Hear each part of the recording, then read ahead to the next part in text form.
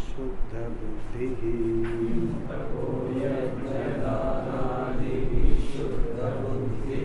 विरक्तो नृपादे पदे तुच्छबुद्ध्या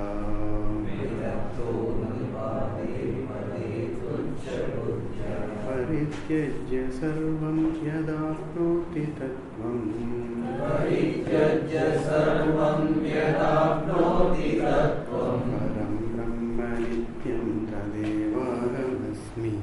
परं ब्रह्म नित्यं तदेवाहमस्मि दयालुं गुरुं ब्रह्मनिष्ठं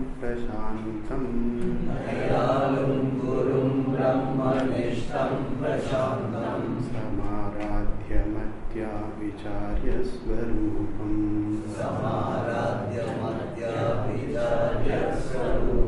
यदाप्नोति तत्त्वं निदिध्यास्य विद्वान्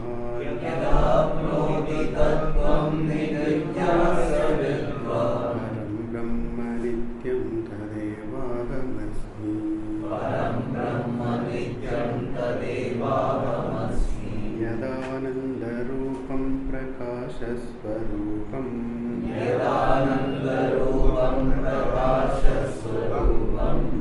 निरस्तप्रपञ्चं परिच्छेदहीनं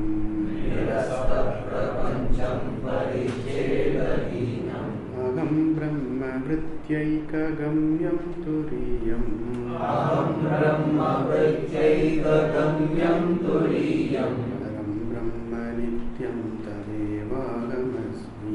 परं ब्रह्म नित्यं तदेवाहमस्मि यदज्ञानतो भाति विश्वं समस्तं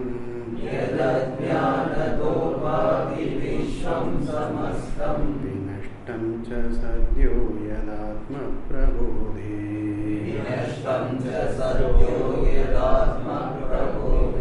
मनोवागतीतं विशुद्धं विमुक्तं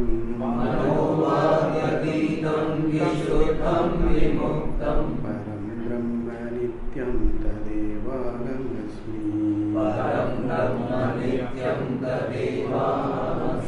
निषेधे कृते नेति नेतीति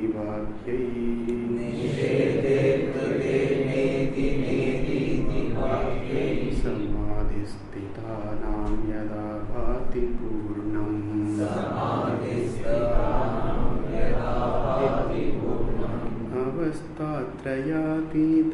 अवस्थात्रयातीतमद्वैतमेकम्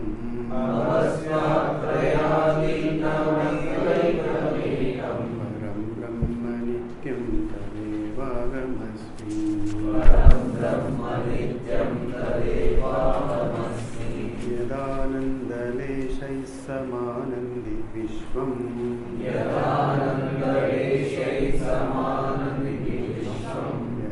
भाति सत्त्वे तदा भाति सर्वम्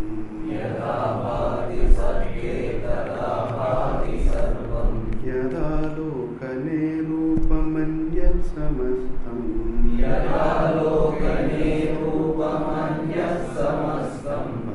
परं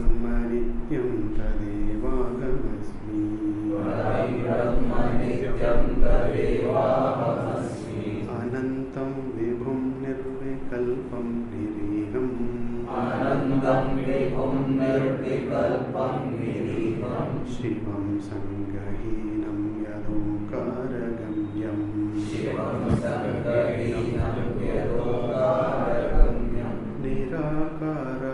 निराकारमत्युज्ज्वलं मृत्युहीनं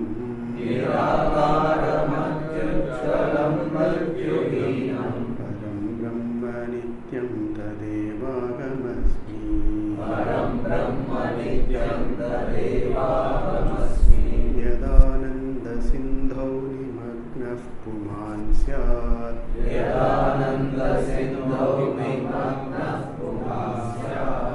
विद्याविलासः समस्तप्रपञ्चः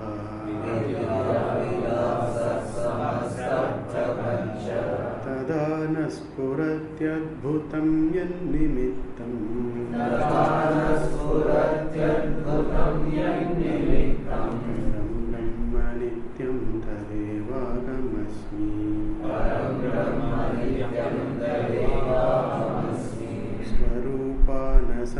Swarupanusandhanastakam stutim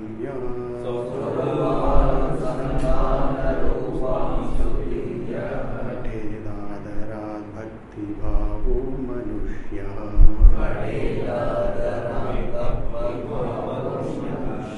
Shrunoti hava nityamudhyukta chittah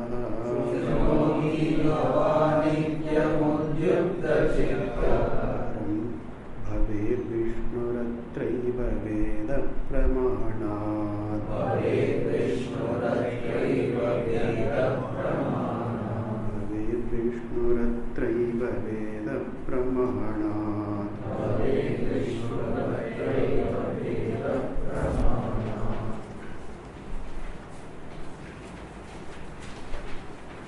We are into the third verse, third shloka.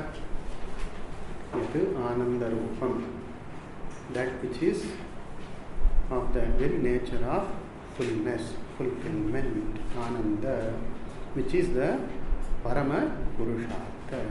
Wherever in the Vedanta we see Ananda, we have to equate it to Purushartha as Moksha, Parama Purushartha. Don't equate it to experiential happiness. No.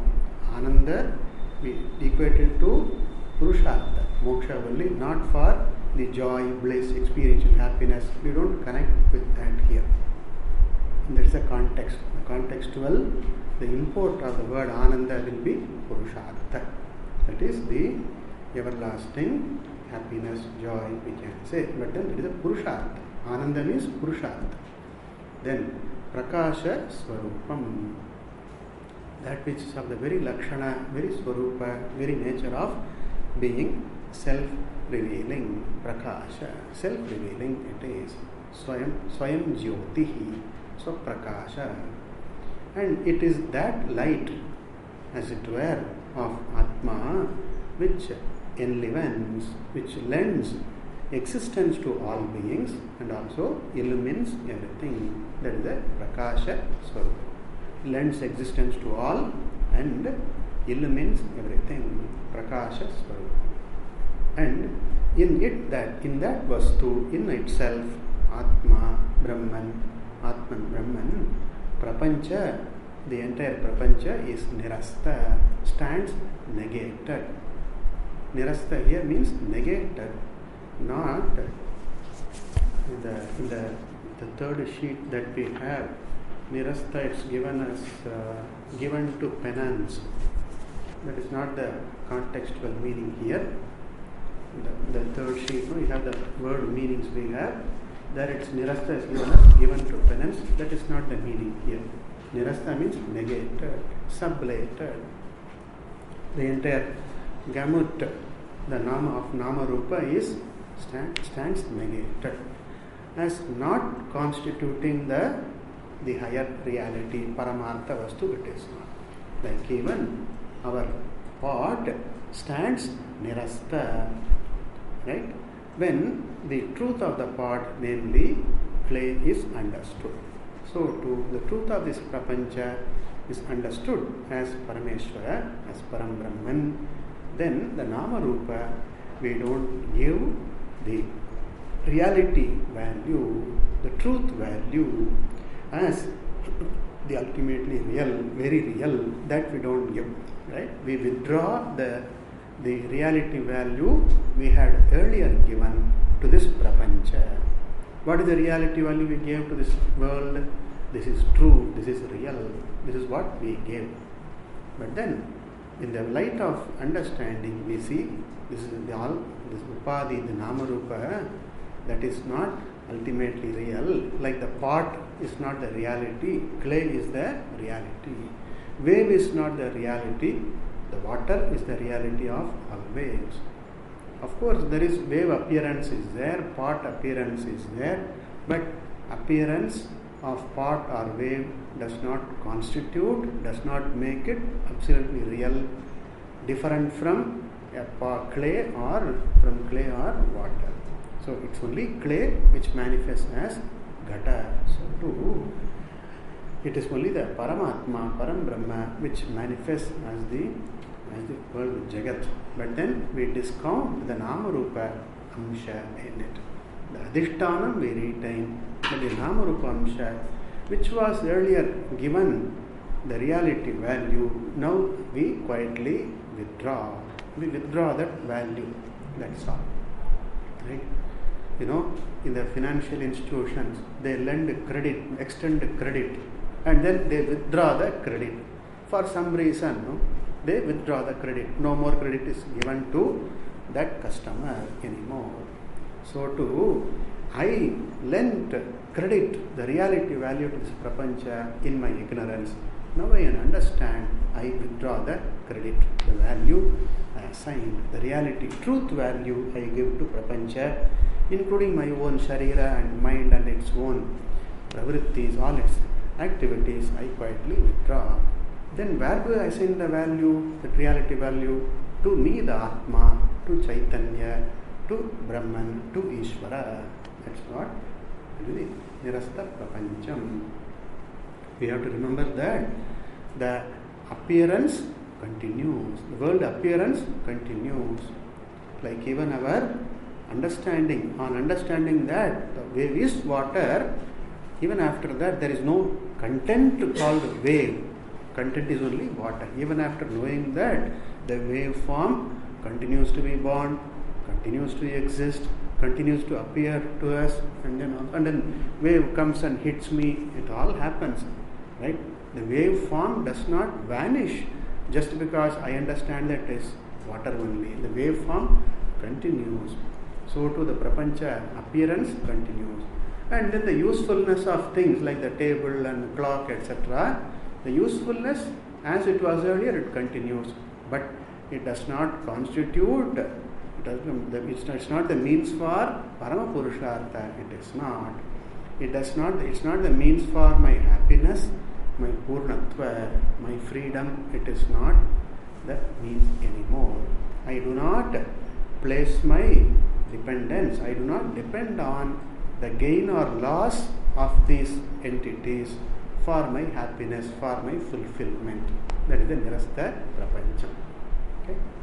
Of course, there are my own wild imaginations, notions, ideas, concepts, conclusions about myself, right, and about the world. There were incorrect notions, not born of any pramana, but just like that I entertained.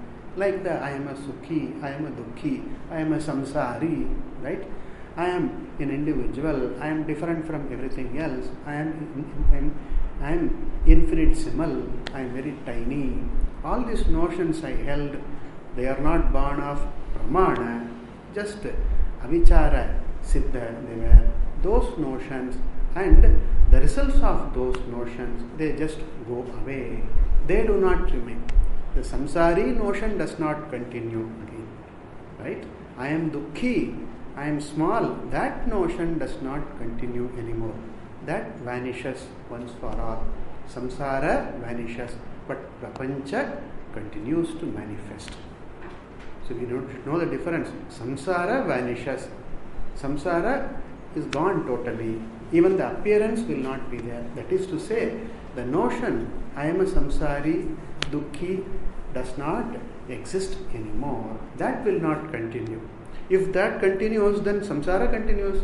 Therefore, the samsari notion goes away. But prapancha, the manifestation, continues as it was earlier. But my understanding of prapancha is different now. My credit, my giving the value that is prapancha is absolutely real. That value I have quietly withdrawn. I know this is Namarupa, this is Ishvara Vibhuti, and then all that I know. And then this is Abhinna, not different from Brahmatma. All these are Upadhi. This understanding I had.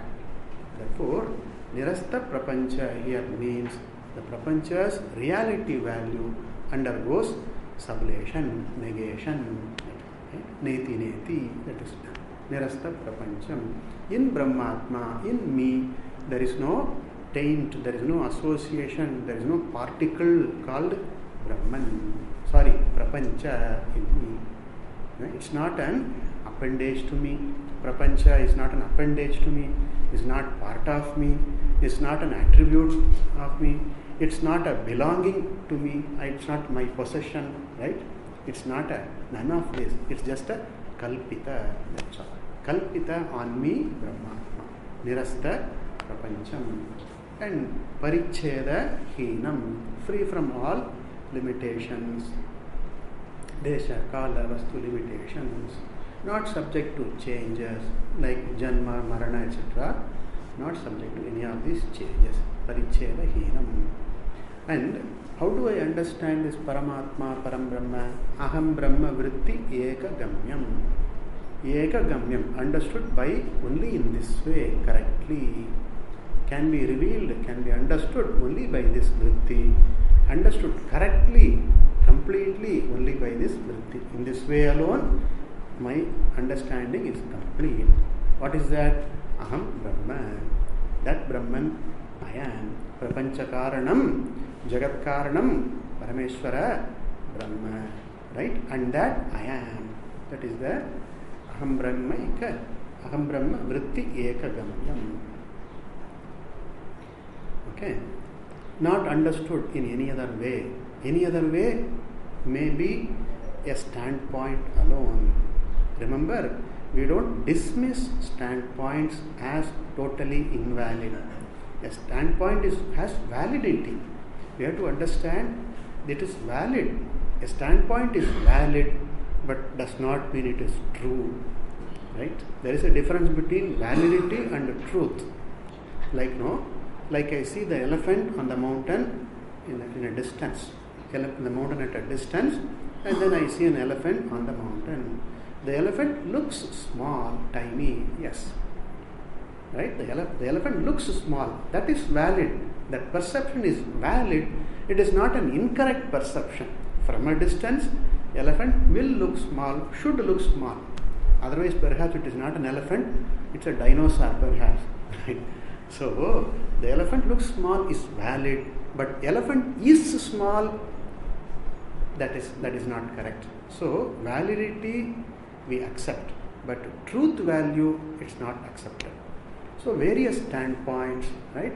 The Paramartha Vastu is presented variously by various people in various contexts, right? Veda itself calls that Paramatma as Varuna, as Vayu, as and then Indra, by various names, Agni, Surya, various forms, various names, and then Brahma, Vishnu, etc., Devi, Jagannmata, by various names, by various forms, that Vastu is presented in the very Veda itself. But then, they are all valid, okay, but we know that they are all standpoints. Valid, okay, but not constituting truth. Okay. It would be a mistake to conclude one standpoint as the truth. This is a common mistake we see all over facing.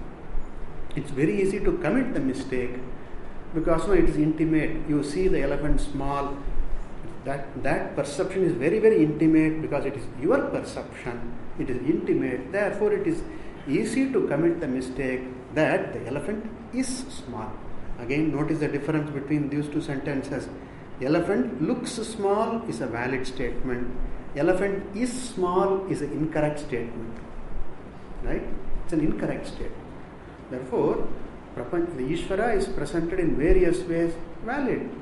Right? One presents it as a Vishnu, one as a Shiva, one as a Devi. They are all valid. But then to say that Vishnu alone is Paramatma, Shiva alone is Paramatma, not Vishnu, that is an incorrect statement. And then Paramatma has this rupa, form and all that. That is not, to conclude that is not correct. As a standpoint, it's okay, it is valid.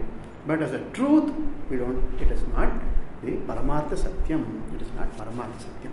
Why then those forms are presented, those names, those mantras are enjoined for the sake of my own sadhana, to help me to relate to that infinite entity called Ishvara. Okay? So it's for my own Purushartha, my own sadhana, for my own Shuddhi, etc., my own purity, my own growth, for my own resolution.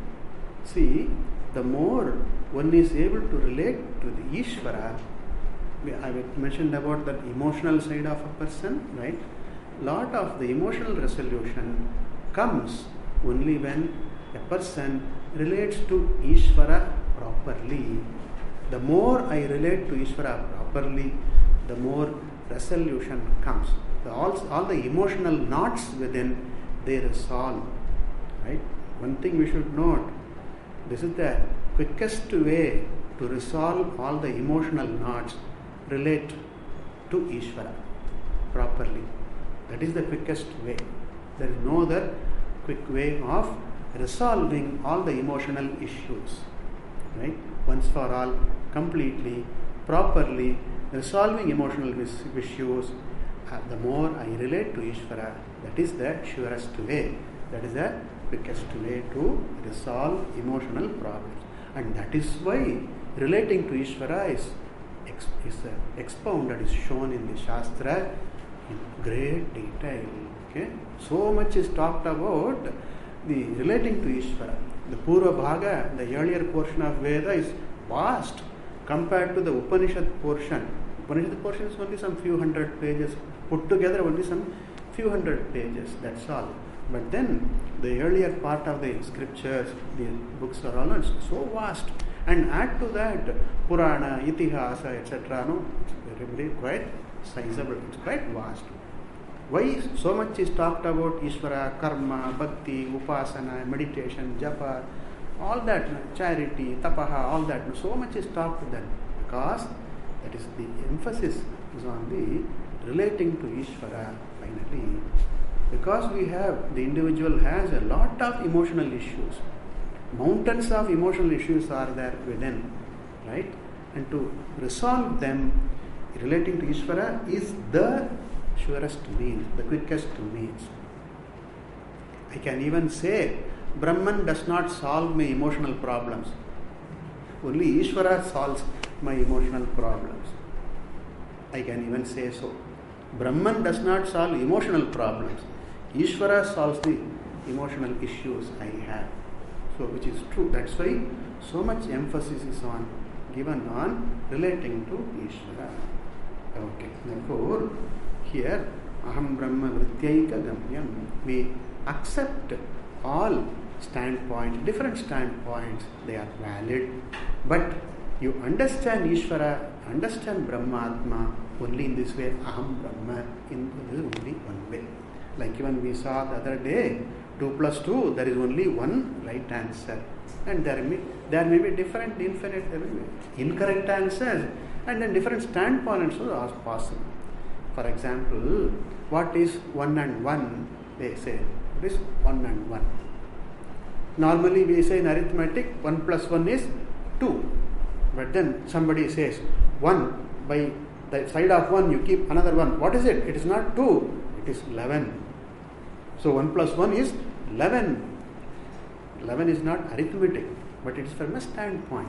You write 1 adjacent to another 1, it appears as 11. From a standpoint it is valid, but 1 plus 1 does not make 11. Right? It's a standpoint, we agree.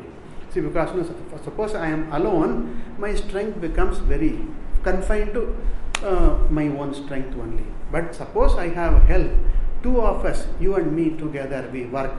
Then we see that our enthusiasm, our cheer, our effort, and then all that multiplies. So 1 plus 1 is 11 is valid from a standpoint. But 1 plus 1 is equal to truth is the truth, the arithmetic truth. So we accept all valid standpoints.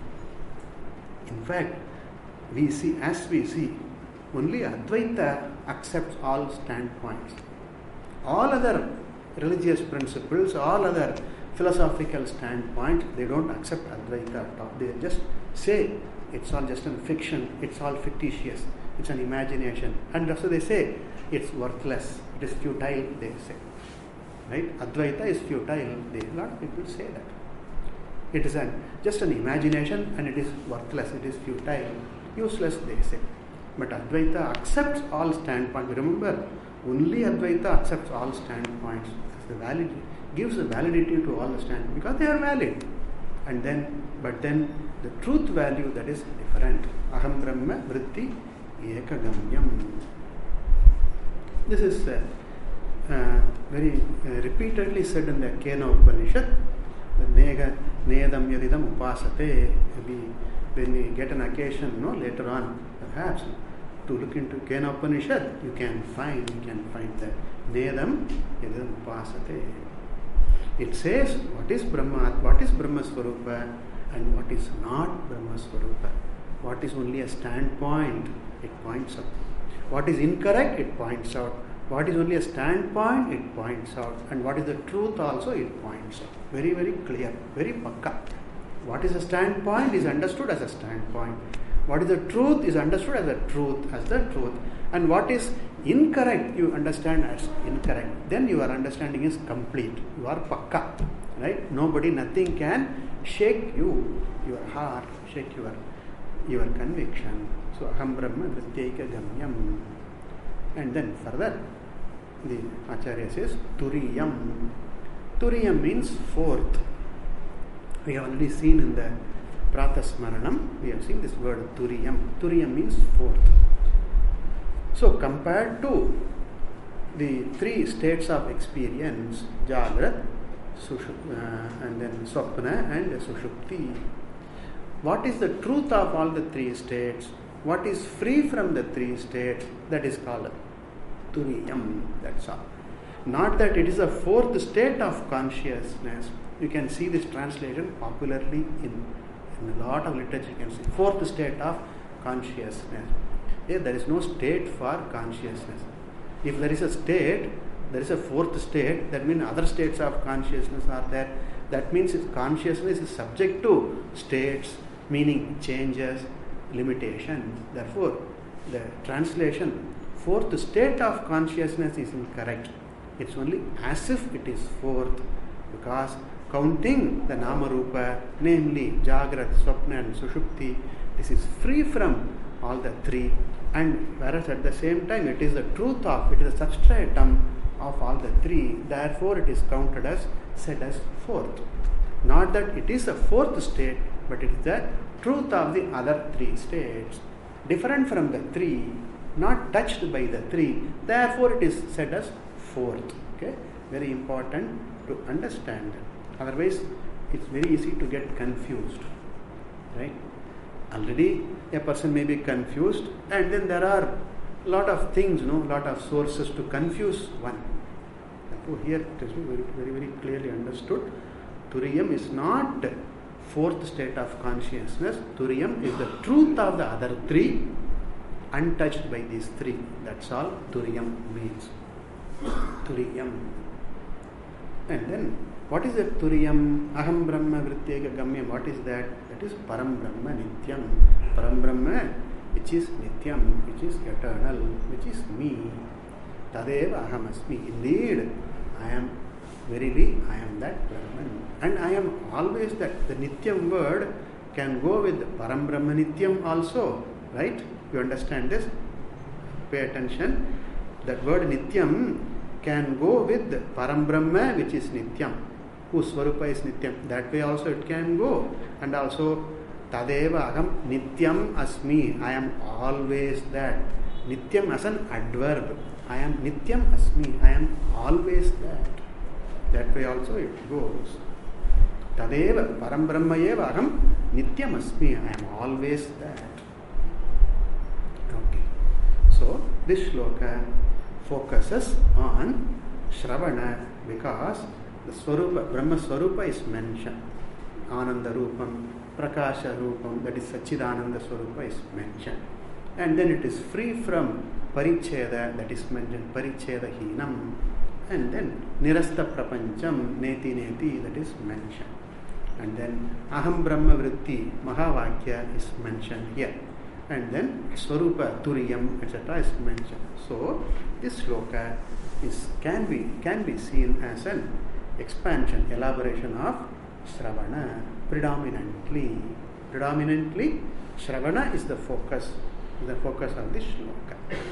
What was said in the previous verse, Gurum Samaradhya, the Samaradhya itself indicates Shravanam.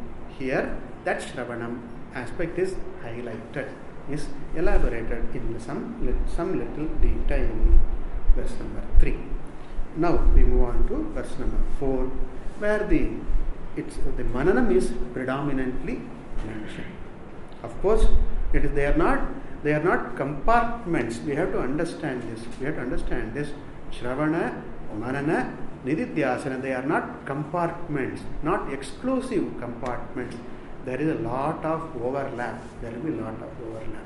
Shravana Kale, Mananam, Manana Kale, Nididhyasanam, Nididhyasana, Shravana Kale, Mananam also like that. That overlap will be there. Because we flip in our mind, we can, from one standpoint, from the standpoint of Mananam, I can flip to the standpoint of Nididhyasanam. Next moment, I can switch over. Therefore, it's not a tight, watertight compartment. It is not. There's a general overlap is there. That's why I say predominantly Shravana Pradhanam. Predominantly itself is Pradhanam. It's a repetition. It is predominantly Shravana, predominantly Manana. Okay. Verse number 4. Yada Ajnanataha, Ajnanataha, Ajnanataha. The Taha means Panchami. Because of Ajnanat, that is the meaning. Wherever you see Taha, that will be meaning Panchami, fifth case. Ajnanat, Hetau Panchami. Because of Ajnana. Ajnanataha means Ajnanat. Ajnanat means because of Ajnana. Ajnanataha. Vishwam, Samastam Vishwam Bhati. This whole Samastam, the entire Vishwam, the Prapancha, Bhati, shines, appears, shows up. Here we have to understand, shows up as real, that's all. Shows up as the truth, that's how one takes the world. In ignorance, one takes the world as absolutely true, as real, right? As influencing one's Parama Purushartha. That's how one looks upon. The world influences my Parama Purushartha. The world is the source for my discovery of happiness, for my Parama Purushartha. This is how a person looks at the world. That is what is said here. Samastam Vishwam Bhati. Satyatvena Bhati. That's what we have to understand. Appears as true, as real, as absolutely real, as the truth. That is to say, it is taken as the truth, as the ultimate truth. The world is taken as the ultimate truth. By not knowing which? Yad ajnanataha. By not knowing Brahmatma, the truth of Brahmatma, the world, the entire world appears as very real. This is a tragedy. The tragedy of ignorance is this. What is that? When what is, that is, what exists, is not known, then what happens? What does not exist shows up as the truth. Right? What is not there, what is there, I don't see. Then what happens? What is not there shows up. Like our Rajju Sarpa. Rajju alone is there. The piece of rope is there. But then when I do not know that it is a rope, then what shows up? A Sarpa shows up. Sarpa which is not there shows up. Right? What is not there, what is not an entity there, that shows up. That's the idea. What is not real shows up as real. Even if someone were to say, hey, that's only a rope, it's not a snake, I will say, no, you don't know. I have seen thousands of snakes. I know, in fact, I'm a snake charmer. I'm a snake catcher. Okay? There's some people specialize in that, in zoology. Some people specialize in study of snakes and other. There's even a name for that. Herpetologist. Yeah, herpetologist. Only studies about expert on snakes. Which is a poisonous snake, which is most poisonous, where do you find the snakes, all that, how to catch them and all that. Yeah. One of my friends happens to be an amateur herpetologist, not a qualified herpetologist. He can catch the cobra and other viper and all that with the hand, and then he can do that. I won't go near Tell 12 feet away, 20 feet away, I will stand away from the serpent. But this fellow, my friend, goes and catches, as if it were a friend. Of course, we see also videos in YouTube, plenty with videos, child playing with the anaconda and all that. You see all the viper and all that. So the point is this: when what is there is not known, right? In other words, when Satyam is not known, what is Asatyam shows up. What is not Satyam shows up. And not just shows up, it shows up as Satyam. The rope appears as the true entity there to me when I do not know the rope. The snake appears to be the true entity when I do not know the rope there. That is the issue. Alright, so what? Let the world appear. Then it appears as a source of sukha dukkha for me, as a sense of bondage for me, as a limiting entity for me. Right? It limits me. The world limits me. It cuts me to size. The world cuts me to size. Right? Not world. Everyone seems to cut me to size. No, you go away. I don't give you. You don't deserve it. You don't deserve that. You are not worth that. Pink slip. Have the pink slip. I am cut to size all the time by my wife, by my husband, by my children. They all cut me to size. By my teacher, right? By my boss, by my subordinate. Everybody cuts me to size. The world cuts me to size because I am being limited all the time. I feel small repeatedly. That is the issue. That is to say, the world appears as the source of samsara for me. Right?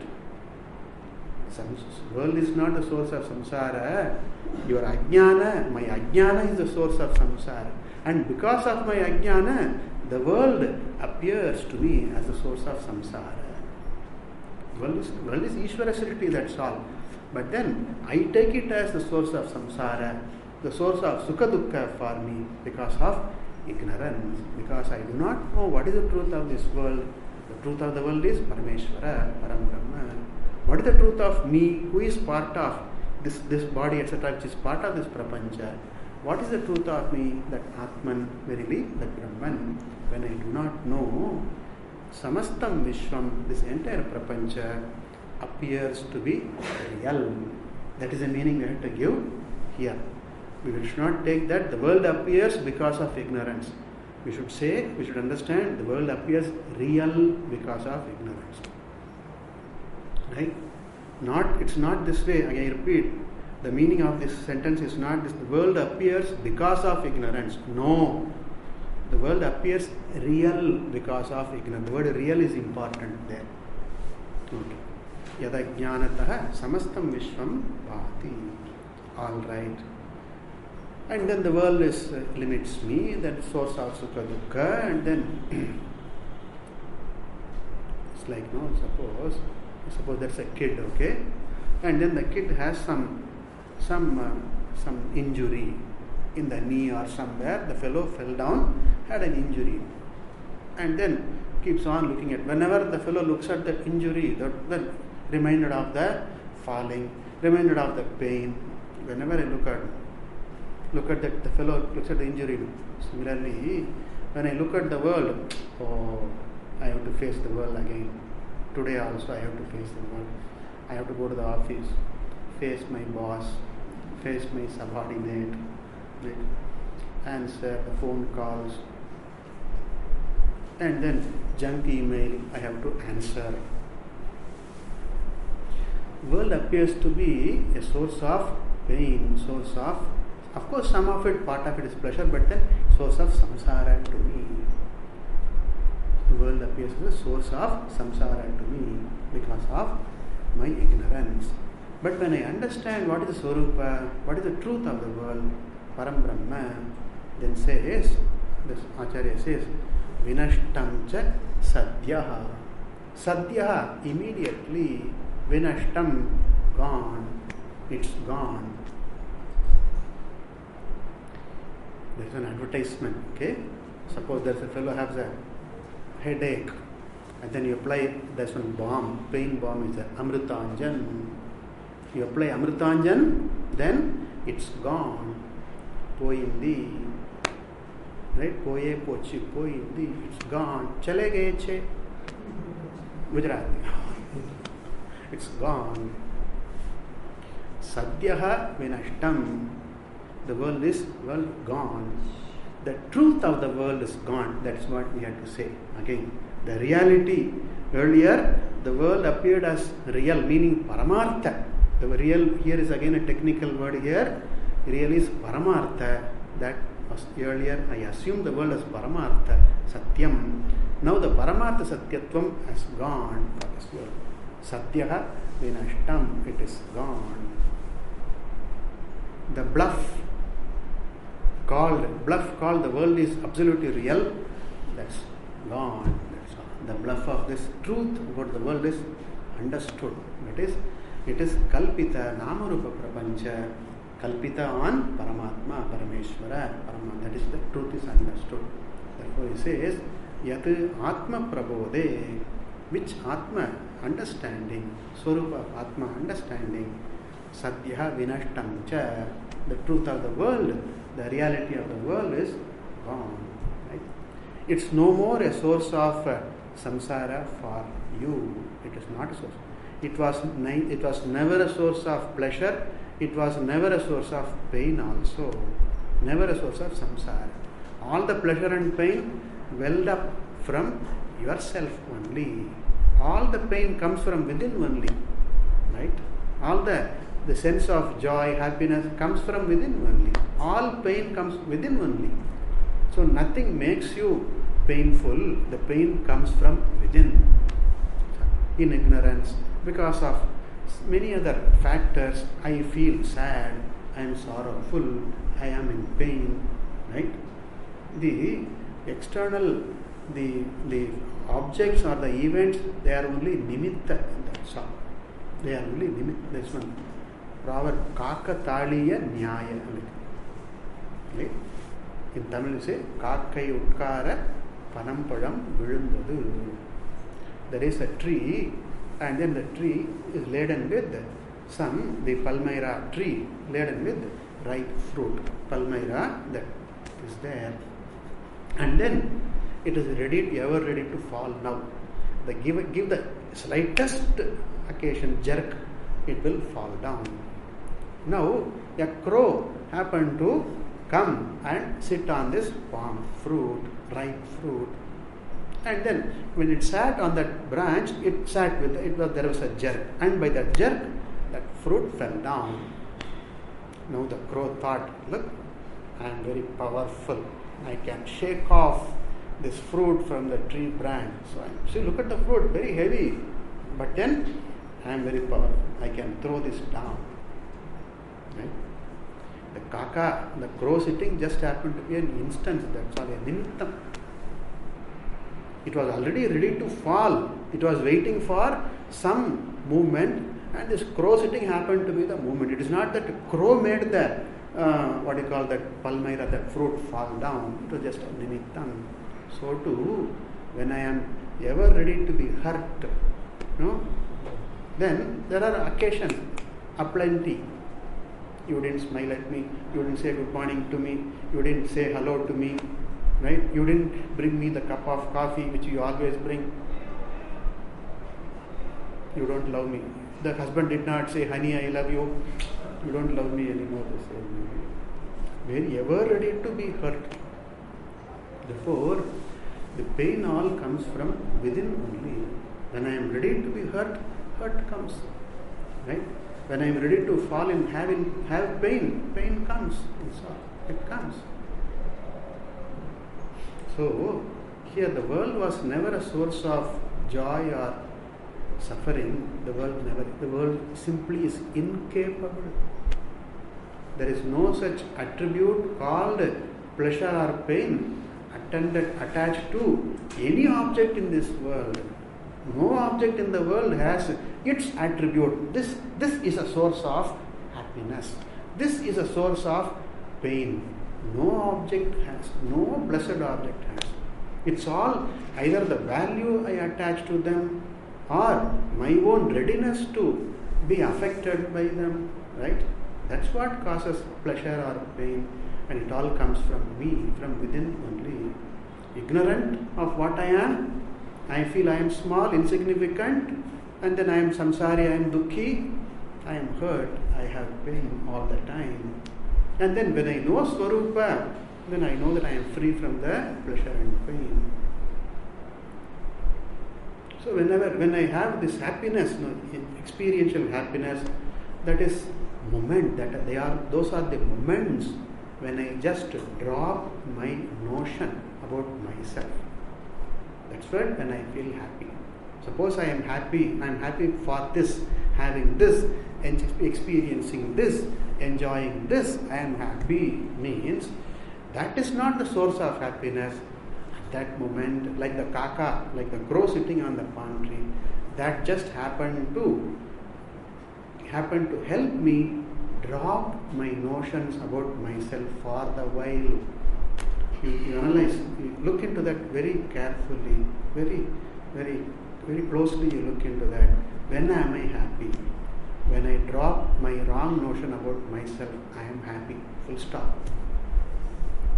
That's when we discover the happiness. When we drop our incorrect notions about ourselves. Right? What is my notion about myself? Samsari, dukkhi, I am in pain, I am subject to pain. Right? That's my notion about myself. When I drop it, then I am ready to discover that joy, that happiness. Therefore, the joy which is a manifestation of one's own Swarupa, right? It does not come from an external object. It does not come because of enjoying something, experiencing something, but then the experiencing, enjoying is a nimittam, is a factor, is a trigger, a catalyst that helps me to drop my wrong notions about myself. Then, like the clouds dispel, clouds going, drifting away, like the sun shining, my Swarupa, like a ray of my Swarupa shows up as the particular joy, particular pleasure, particular happiness. So, Sukha Dukkha does not come from external objects. The world is incapable of making me happy or sad. It does not have it. It's only I lend it. Suppose there is a wall, and then this kid, the kids play, throw the ball, rubber ball against the wall and then take it.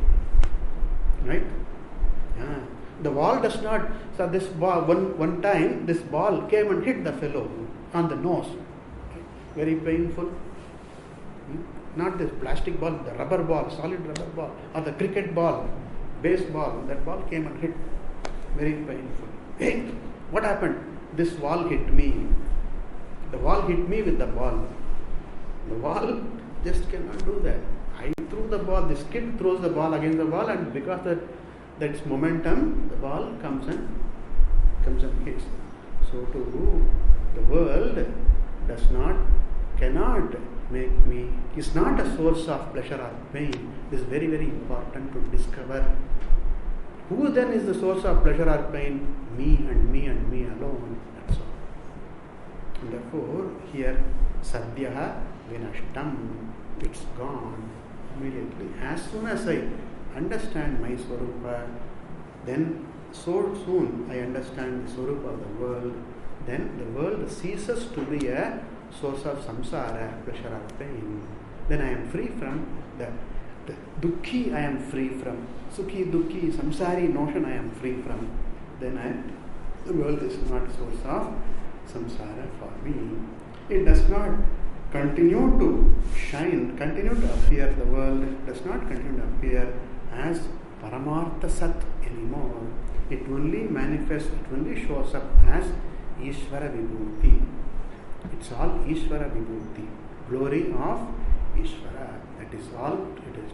It's all at best, it's Ishvara Vibhuti, that's all.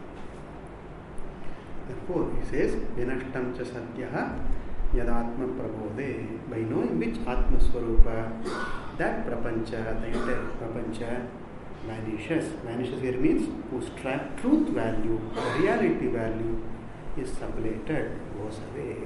Like Vinashtam. Namarupa I took for real. Now I understand Namarupa is only Namarupa. Kalpita it is. That is not the truth. That is not the true entity. I am the true entity. The Brahman is the true entity. When I understand that, it is said as Vinashtam.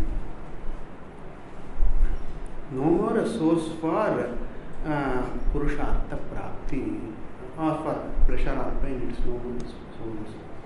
Vinashtam cha. Should not take it as Vinashtam literally here.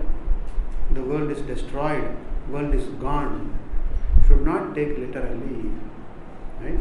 It's one place, one among the many places where we should not, I emphasize, should not take the literal meaning. Vinashtam, world is destroyed. Should not take the literal meaning. No, Atma Jnanam, is it like an hydrogen bomb, super hydrogen bomb? Drop that bomb on the world and then the world is annihilated. Right? That is destruction. Here this is sublation. Right? This is sublation. The truth value you understand properly. Vinashtam. Okay. We'll continue. Om Purnamadah Purnamidam Purnat Purnamudachyate Purnasya Purnamadaya Purnamevavasishyate. Om Shanti Shanti Shanti. Hari Om Sri Gurubhyo Namaha. Hari Om.